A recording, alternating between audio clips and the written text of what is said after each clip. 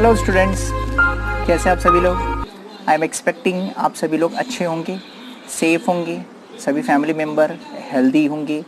और I am really missing you all because so many it has been long day, more than 2 months where I've been not taught to you and I'm not in touch with you. Touch तो हैं हम, ये तो नहीं कहना चाहिए कि touch नहीं है। अब let's come to the topic without wasting a time. जैसा कि हमने जो लास्ट सेशन स्टार्ट किया था, that session was based on your energy related concepts. Today we will continue from energy only and graphical method. By the graph we will understand the energy related concepts, simple pendulum और वो सारी चीज़ें जो हैं pendulum से related linear SHM के almost जो part है 90% पार्ट जो है वो आज कंप्लीट हो जाएगी। तो आप तुरंत क्विक एंड फास्ट आप ओपन कर लीजिए फ्रॉम योर, आप सभी ये सारी चीज़ें आपके favourite channel the physics library से आप स्टडी कर रहे हैं। तो तुरंत क्विक एंड फास्ट आप सभी लोग अपने पेन पेंसिल नोट्स वगैरह बनाना स्टार्ट कर दीजिए, ठीक है। सो लेट्स स्टार्ट करते हैं ये टॉपिक। तो अभी आप लोग ने देखा कि टोटल एनर्जी इज़ जो हमने प्रूव किया था जो अपने एसएचएम में कि the total energy is having the formula 2m pi square n square a square. This was having the formula for a total energy which was clearly says that total energy is a half k a square. Now in half k a square you come to know that the amplitude is a constant, so you can say that total energy was having this formula which clearly says that total energy is directly proportional to square of mass, total energy is directly proportional to square of frequency, total energy is directly proportional to square of amplitude. यहाँ से हम एक और चीज़ लिख सकते हैं that the total energy is inversely proportional to square of a time period. ठीक है, यानी टाइम पीरियड जितना ज़्यादा होगा एनर्जी उतनी ही कम होगी, ये याद रखिएगा। तो ये चीज़ें अभी हमने डिस्कस किया। अब हम थोड़ा ग्राफिकल मेथड देखते हैं ताकि कुछ क्वेश्चन जो हैं वो एच.सी. वर्मा के हमने जो सॉल्व किए थे वो कुछ इसी तरीके से थे, तो वो देखिए कैसे हम करते हैं। तो अब आपने ये ऑब्जर्व किया कि ये था x is equals to 0 and here it was extreme and -a और ये था पोजीशन +a। अब होता क्या है कि फर्स्ट केस में when I say the body is at 0 position, so that means the body is at mean position. So when I'm saying the body is at mean position, it means the value for x will be 0. As you know that the kinetic energy is given by the formula half k a square minus x square. But when x is 0, so this entire term will become 0. So the kinetic energy will have half k a square. लेकिन अगर आप observe करें potential energy which was having a formula half k x square, but even if x is 0 so the potential energy will be 0। इसका मतलब मैं ये कहने की कोशिश कर रहा हूँ कि ये जो वैल्यू है ये तो टोटल एनर्जी की वैल्यू है, यानी कि मीन पोजीशन पे बॉडी के पास पोटेंशियल एनर्जी नहीं होती। Body will have kinetic energy, जो कि सबसे ज़्यादा काइनेटिक एनर्जी होती है वो इतना ज़्यादा होती है कि टोटल एनर्जी से मैच कर जाती है। So this here the kinetic energy matching with the total energy of the body and potential तो है ही नहीं बॉडी के पास, पोटेंशियल एनर्जी तो बिल्कुल नहीं है। तो अब जरा ट्राई टू अंडरस्टैंड, मैं अभी एक ग्राफ ड्रॉ करता हूँ। तो ये है x इजिकल्स टू 0, यहाँ पे x is equals to a, here x is equals to -a है, ठीक है। और ये जो लाइन है this line I am showing as a kinetic energy, अब ऐसा शो कर सकते हैं, और ये लाइन में एज्यूम कर सकता हूँ पोटेंशियल एनर्जी, ठीक है। अब आप ज़रा नोटिस कीजिए, मैं ये काइनेटिक एनर्जी की ग्राफ को मैं इंडिकेट करता हूँ और ये टोटल एनर्जी जो ये एरिया जो है this area is showing the total energy. Now if you remember this is the mean position, the mean position पे kinetic will have the maximum value, so ये अपने एक्सट्रीम एंड पे रहेगा। तो this line is indicating this is at the extreme end and here I am using some different colour, तो मैं एक different colour से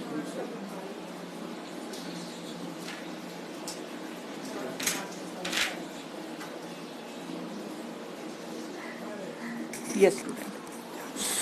So now this is your kinetic energy which was saying maximum, so this is the maximum position but the potential was 0. तो मैं क्या करता हूँ, by green color I am showing the potential was 0 over here, so this was a potential.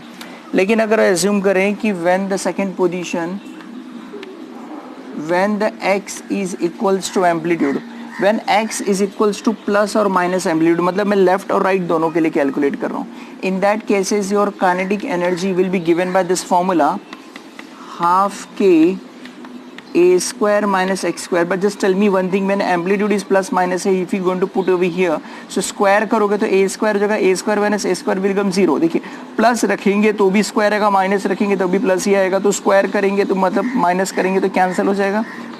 So your kinetic energy will become 0 in this case. But potential की बात करेंगे तो दोनों ही केसेस में जब यहाँ पे सब्स्टिट्यूट करेंगे प्लस और माइनस a यहाँ रखेंगे तो you will get half K a square. So which clearly says that now the potential energy will B maximum. यानी कि मेरा कहने का मतलब ये है, यहाँ लिख देता हूँ, potential energy will be equals to half K a square. इसका मतलब ये है कि पोटेंशियल एनर्जी जो है वो मैक्सिमम हो जाता है. ये पोटेंशियल एनर्जी का ग्राफ है, ये ग्राफ नीचे की तरफ, तो ये देखिए आप नोटिस कीजिएगा, सी द पोटेंशियल एनर्जी जो है वो, एक सेकेंड ना, पोटेंशियल एनर्जी वो 0. सो ये पोटेंशियल एनर्जी जो है वो 0 हो चुका है, काइनेटिक एनर्जी वॉज मैक्सिमम. सो आप देखिए नोटिस कीजिएगा आप, ये देखिए ये है, आप काइनेटिक एनर्जी लास्ट में 0 आ जाता है, तो ये काइनेटिक एनर्जी और यहाँ 0 आ चुका है, और ये काइनेटिक एनर्जी की मैक्सिमम वैल्यू यहाँ पे आ चुकी थी, तो ये थी आपकी काइनेटिक एनर्जी मैक्सिमम. अब ये ग्राफ को मैं प्लॉट करूँगा तो ये ग्राफ कुछ ऐसे आएगा. सो ये ग्राफ बताता है, ये curve is indicating for the kinetic energy. ये ग्राफ जो है आपकी काइनेटिक एनर्जी की ग्राफ है. आप देखिए नोटिस कीजिएगा, ये ग्राफ जो है सडनली जो एक्सट्रीमेंट्स पे स्लोली इंक्रीज हो रहा है. मीन पोजीशन पे आते आते this is your mean position. So at mean position your kinetic energy will be maximum. Again the kinetic energy dropping down when the body goes to the extreme end. लेकिन जब kinetic energy कम हो रहा है, इसका मतलब यही कह रहा हूँ कि मैं potential energy increase हो रही है. Are you getting? So when your kinetic energy, see kinetic energy जब maximum हो जाती है, in that cases potential energy drop down to the 0. So अब ये देखिए, ये नोटिस कर रहे हैं आप, ये जो कलर है ये बताता है कि आपकी कैसे potential energy जो है, सी अब ये देखिए, ये ग्रीन लाइन जो है ये बताता है कि पोटेंशियल एनर्जी कैसे कम, जब ये मैक्सिमम हुआ तो देखिए पोटेंशियल एनर्जी बेचारा कम है. जैसे जैसे ये नीचे की तरफ आ रहा है वैसे वैसे ये भी इंक्रीज होता जाता है. हाँ, एक चीज़ तो कंफर्म है कि at two positions kinetic and potentials are matching each other. ये दो पोजीशन पे काइनेटिक और पोटेंशियल दोनों एक दूसरे से इक्वल हो जाते हैं. Let's find out there values. वो इक्वल अगर होते हैं तो कि क्या इनकी वैल्यूज होती है. तो यही क्वेश्चन जो था हमारे एस सी वर्मा से क्वेश्चन था कि ये कितने डिस्टेंस होता है. तो जनरली अगर मैं बात करूँ तो वैल्यू फॉर एक्स जो होती है वो एम्पलीट्यूड का 1/√2 होता है. एम्पलीट्यूड को a/√2 डिस्टेंस पे दोनों एंड से x इज इक्वल्स टू यहाँ पे -a/√2 डिस्टेंस पे दोनों इक्वल हो जाता है. चेक करते, प्रूफ करते हैं. So when I am saying kinetic and potentials are equal, kinetic will have the formula half K a square minus x square, और ये आएगा half K x square. Half के cancel, so you can say a square is 2x square. So a square by 2 is your x square. ठीक है. So the a/√2 plus minus will be your x. So at x is equals to a/√2 distance पे आपको भी पता है 1/√2 का मतलब होता है 0.7072 टाइम्स ऑफ एम्पलीट्यूड x, यानी ऑलमोस्ट 70%. एम्पलीट्यूड के 70% पे काइनेटिक और पोटेंशियल एक दूसरे के साथ इक्वल हो जाते हैं. और यहाँ पे 2 बार, यानी एक टाइम पीरियड, जब मैं एक टाइम पीरियड की बात करूँगा तो उसके अंदर 2 बार आपकी काइनेटिक और पोटेंशियल जो है वो आपस में इक्वल हो जाती है. यानी the frequency of kinetic and potential so that they become equal will be double of the time period of pendulum. Pendulum के टाइम पीरियड का डबल होता है, ये चीज़ याद रखिएगा. यानी frequency of energy is double of the frequency of time period. ठीक है, time period of simple SHM के टाइम पीरियड का डबल होता है, याद रखिएगा. किसका? एनर्जी का जो टाइम पीरियड होता है, सॉरी एनर्जी की जो फ्रीक्वेंसी होती है, एनर्जी की जो फ्रीक्वेंसी होती है, the frequency of energy is double of the frequency of SHM. याद रखिएगा ये. ठीक है. सो आप इसे कॉपी कर लीजिए. ये है आपका एनर्जी से रिलेटेड कुछ कॉन्सेप्ट्स, और ये ग्राफ बड़ा इंपॉर्टेंट ग्राफ है. ये ग्रीन कलर की लाइन जो है, this line is for potential energy. ये है पोटेंशियल एनर्जी की लाइन जो कि स्लोली इंक्रीज हो रही है. और ये काइनेटिक एनर्जी डिक्रीज होते जा रहा है, तो ये देखिए एनर्जी डिक्रीज हो रहा है और ये एनर्जी स्लो स्लो इंक्रीज हो रही है। हियर द एनर्जी, ये जो ग्राफ है अगर एक्सिस में ड्रॉ करो तो ये एनर्जी जीरो है और जैसे जैसे ऊपर जा रहा है तो एनर्जी इंक्रीज होती जाती है। ठीक है, तो आप प्लीज़ इसे आप कॉपी कर लीजिए। ये तो था आपका energy related graph. Now we will going to, ये आपने कॉपी कर लिया होगा।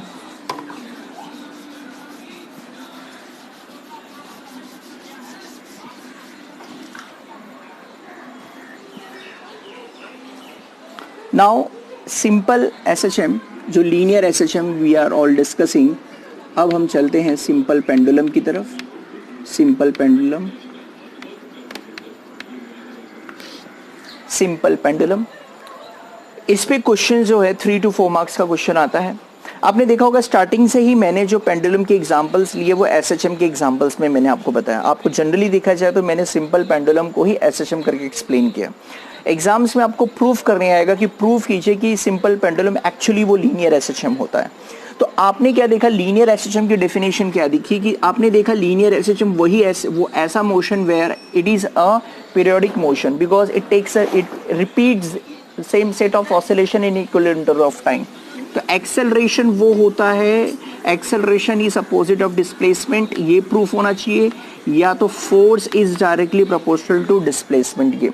ये दो चीजें अगर हम प्रूफ कर देते हैं तो इसका मतलब यही है कि ये सिंपल पेंडुलम एक लीनियर एसएचएम होगा। याद रखिएगा, whenever if the question comes at prove it this type of a motion is a linear SHM, that means आपको acceleration is directly proportional to displacement, या तो force is directly proportional to displacement and direction opposite, मतलब body away जा रहा है तो restoring force पास आने की कोशिश करेगा। इस तरीके के अगर आपने concepts prove कर दी, that means the body is performing a linear SHM। यही concepts होती है linear SHM का। तो अभी हम ये चीज़ें प्रूव करेंगे कि ये कैसे आता है, ये सिंपल पेंडुलम के केसेस में कैसे आता है। सबसे पहले आप ये देखते हैं कि सिंपल पेंडुलम एक्चुअली होता क्या है। सिंपल पेंडुलम के केसेस में एक रिजिड सपोर्ट होता है। So we used to take one rigid support and rigid support must be hung from a light, very light inextensible string. So ये जो स्ट्रिंग होती है इसकी खास बात होती है कि इट इज़ इनएक्सटेंसिबल, ऐसा ना हो कि इसकी लेंथ इंक्रीज हो जाए।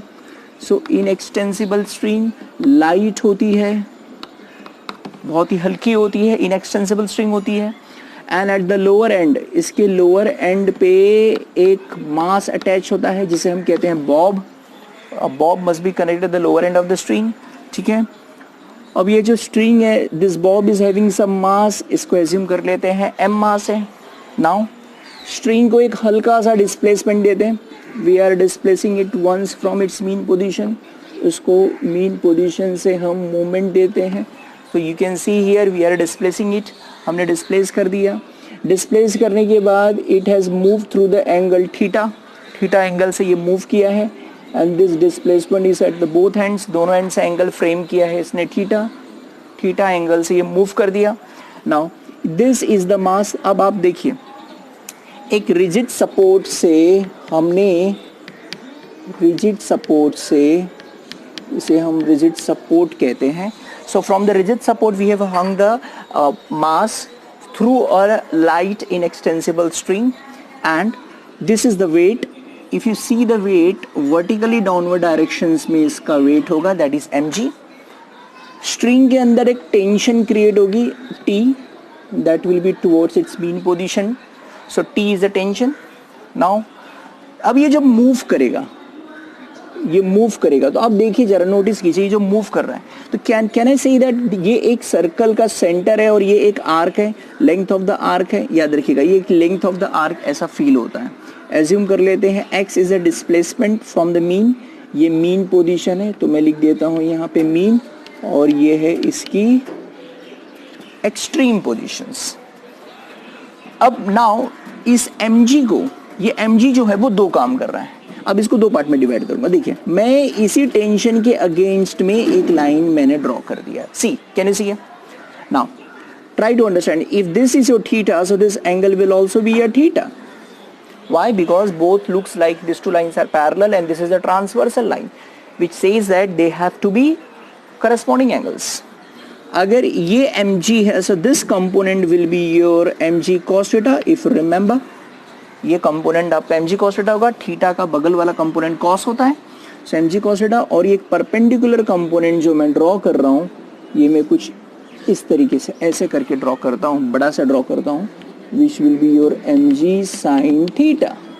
अच्छा, एक चीज नोटिस कीजिए, इस टेंशन को इस mg cos theta ने बैलेंस कर दिया. Are you getting? So what I am doing, resolving mg into perpendicular components. A mg cos theta which balances or tension in the string, tension को balance करता है, यानी mg cos theta must be equals to t, and B is mg sin theta which is restoring force. यही आपका actually देखा जाए तो restoring force का काम कर रहा है. क्यों मैं ऐसा वर्ड यूज कर रहा हूं? क्योंकि यही फोर्स है जो बॉडी को वापस लेके जा रही है मीन की तरफ. रिस्टोरिंग फोर्स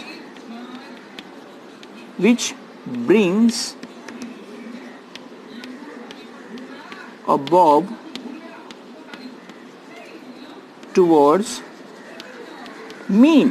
याद रखिएगा, यही बॉडी को मीन की तरफ लेके जाता है. and the force which pushes the body towards the mean position, that force is known as a restoring force. So here you can say that mg sin theta will be a restoring force. So I can say that now. See, so now I can say that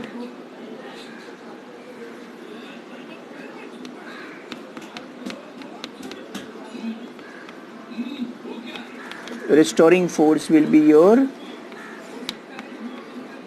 mg sin theta. But remember one thing, look at the direction of theta. Theta is going away. See, angle of the theta. How do we measure? We measure the angle between the extreme arm and the mean arm. So ये जो है initial arm और ये होता है final arm, terminal arm. So देखिए ये move कर away. तो angle देखिए, arrow देखिए, ये जा रहा है mean से दूर की तरफ. And where the force is going? Force is going towards the mean. Towards the mean की तरफ जा रहा है. दोनों एक दूसरे के against है. That is why I am putting the minus sign. Minus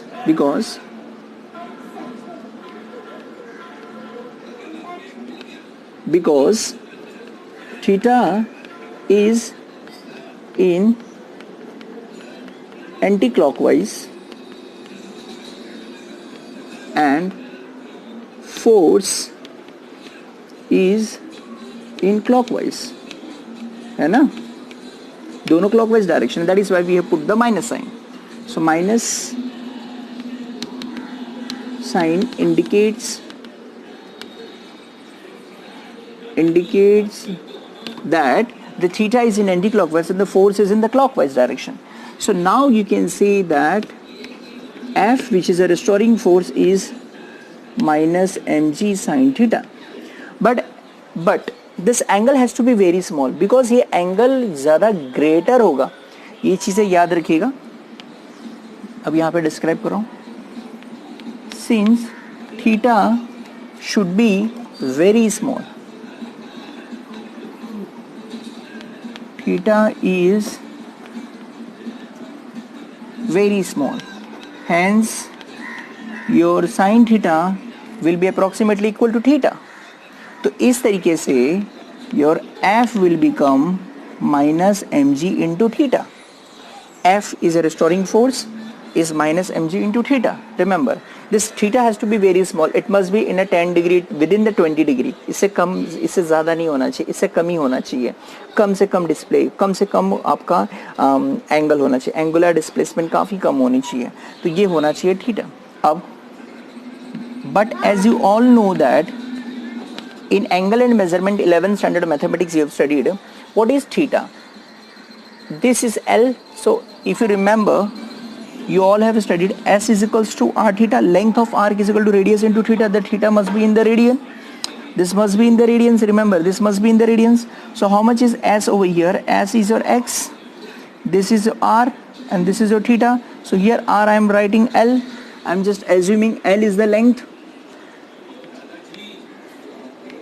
The length of the pendulum is assumed to be L.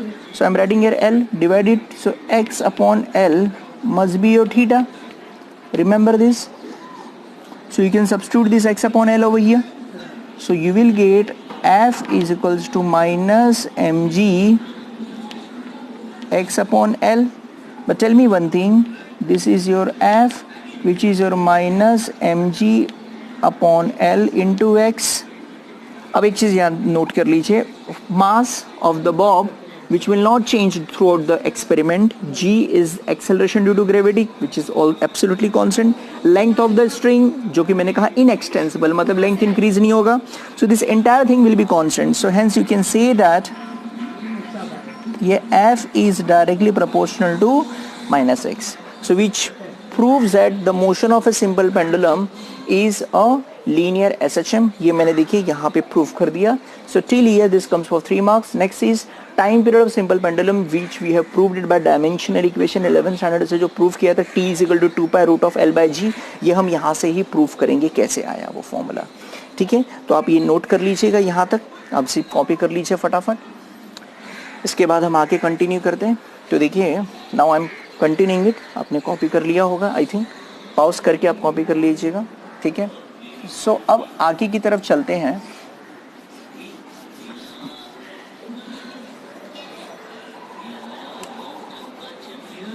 जब हम आगे की तरफ जाएंगे, सो अब इसके आगे भी कंटिन्यू, क्योंकि मैंने ये वाला तो प्रूफ किया, एक्सेलरेशन से भी कर सकते हैं. कैसे? तो अब देखिए, F is equals to, since F is equals to minus mg upon L into x होता है,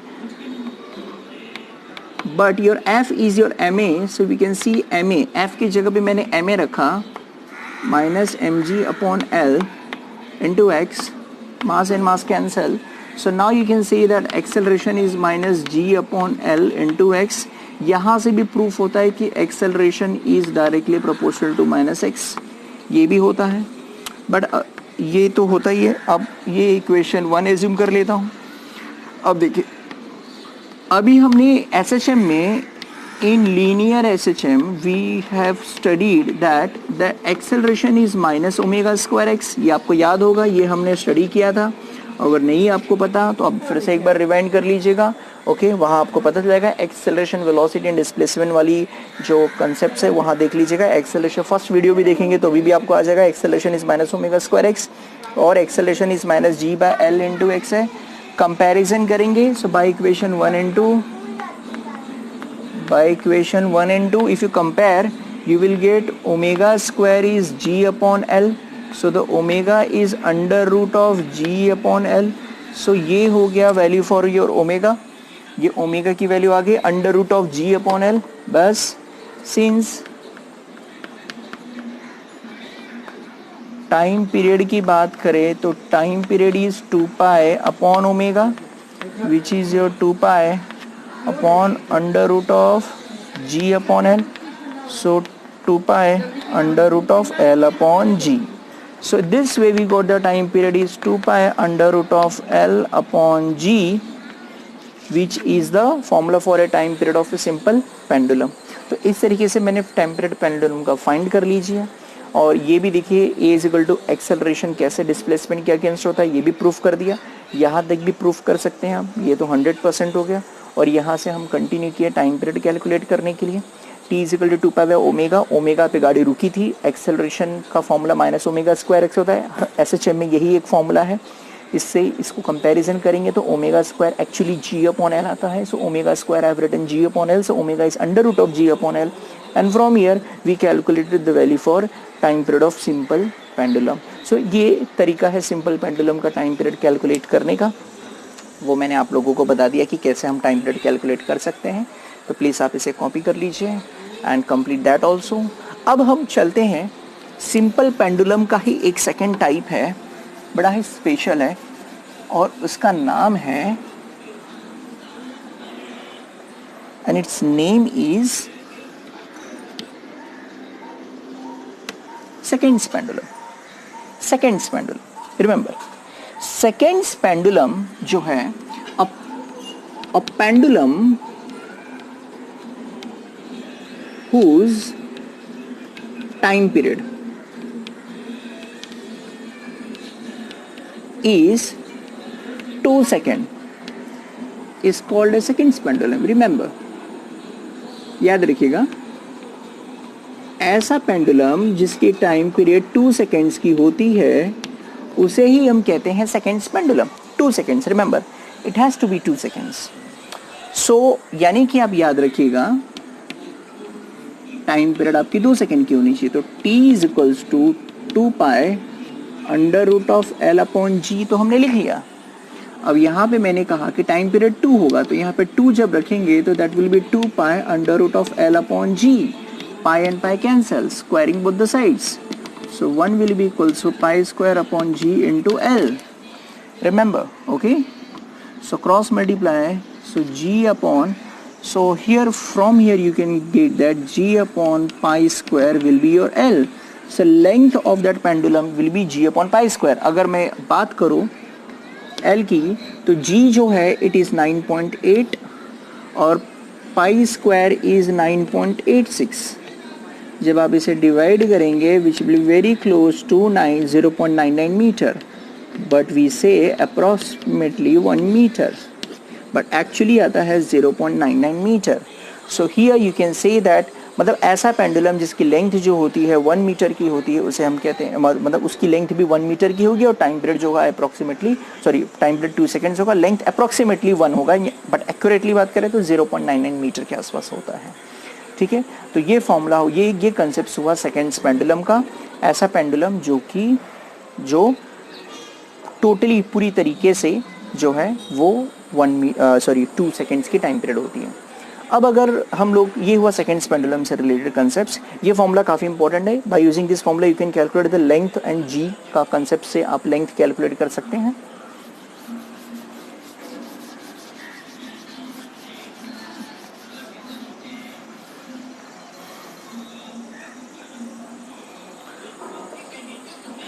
So today we have started from the energy and graph related concepts. Then we proved that the motion of a pendulum is SHM. We also find the time period of a simple pendulum, and then we started from a seconds pendulum. Seconds pendulum को start किया और second pendulum को हमने आगे continue किया.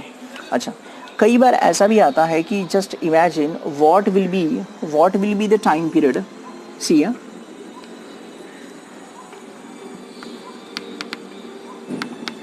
simple pendulum of infinite length. ओह, ऐसा pendulum जिसकी length हमने इनफाइनाइट कर दी. So in that case t is equals to 2 pi under root of l upon g. So यानी कि हम ऐसा ही एज्यूम करते, इनफाइनाइट का मतलब मैं ये एज्यूम कर रहा हूँ कि this l must be equals to r, where r must be a radius of earth. Infinite का मतलब हम एग्जैक्टली ऐसा ही एज्यूम कर लेते कि वो रेडियस ऑफ अर्थ भी बहुत बड़ा होता है, तो उसका radius so radius of earth के इक्वल करेगा. अगर ये वैल्यू मैं यहाँ पे एज्यूम करूँ तो t must be equals to 2 pi under root of r upon g. But as you know that the value for r is 6400 kilometre, which is 6.4 into 10 raised to 6 meter. If you're going to substitute here, the time period must be found to be 84.6 minutes. Remember, okay? 84.6 minutes लगेंगे, ये होगा उसका time period. ठीक है, तो please आप इसे copy कर लीजिए. And now the next will be your reference circle method, which I am going to teach you, which is also a conceptual जो है आपका टॉपिक, वो हम स्टार्ट करेंगे. And we will do the sums based on this simple pendulum. तो पहले है जो होगा सिंपल पेंडुलम के ऊपर बेसिस हम कुछ क्वेश्चंस करेंगे. इसके बाद हम लोग रेफरेंस सर्कल मेथड जो है वो स्टडी करेंगे. Then your linear SHM part will be get over. Now the small part will be left, which is your angular SHM, and then the chapter will get over. So expecting maybe mostly 2 और lectures लगेंगे and your chapter will get over. A very important chapter, very lengthy chapter will get over. Okay, so till then, bye bye, enjoy yourself, be at home. Okay, stay safe.